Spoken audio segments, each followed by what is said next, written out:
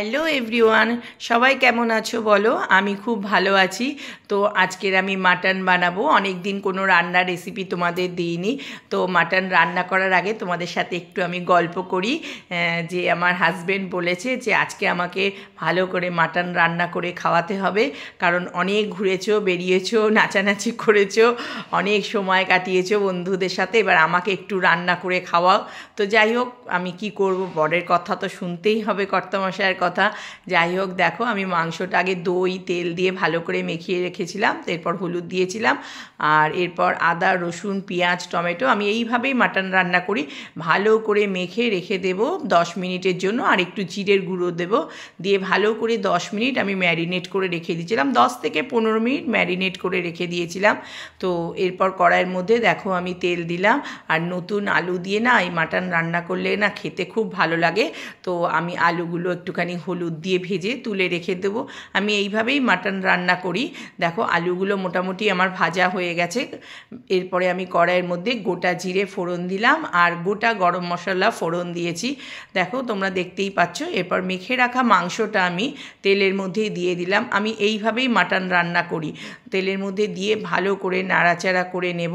নিয়ে এরপরে আমি এর মধ্যে একটু তেজপাতা দেব। তেজপাতাটা আগেও দেওয়া যায়, আমি একটু পরে দিয়েছি, বড্ড ছিটে যায় বলে তেজপাতাটা আমি একটু পরে দিলাম। যাই হোক, দেখো এরপরে আমি শুকনো লঙ্কার গুঁড়ো আমি ইউজ করি না, আমি কাশ্মীরি লঙ্কার গুঁড়ো দিয়েছি।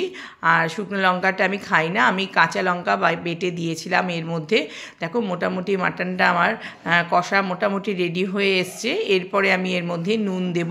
আমি একটু পরে নুনটা দিই যাতে মাংসটা সেদ্ধ হয় ভালো, এই জন্য নুনটা একটু পরে দিতে হয়। দেখো মাটন মোটামুটি আমার রান্না হয়ে এসেছে।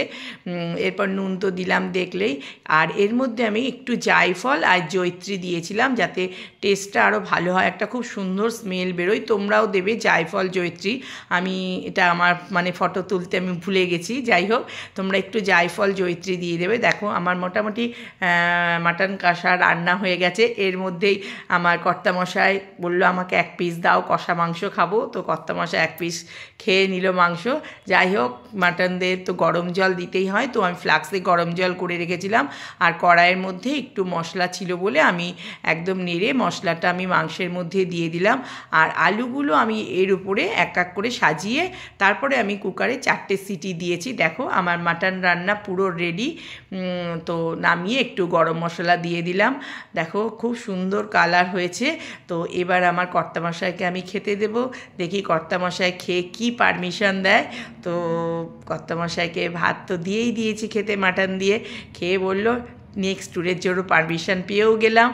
কিন্তু সত্যি খেতে ভালো হয়েছিল, কিন্তু মাটনটা কিচ্ছু রান্না করিনি, স্রেফ মাটনের ঝোল আর টমেটোর চাটনি ছিল করা, ওটাই। তো আজকে এটা আমার লাঞ্চ মেনু। চলো ঠিক আছে।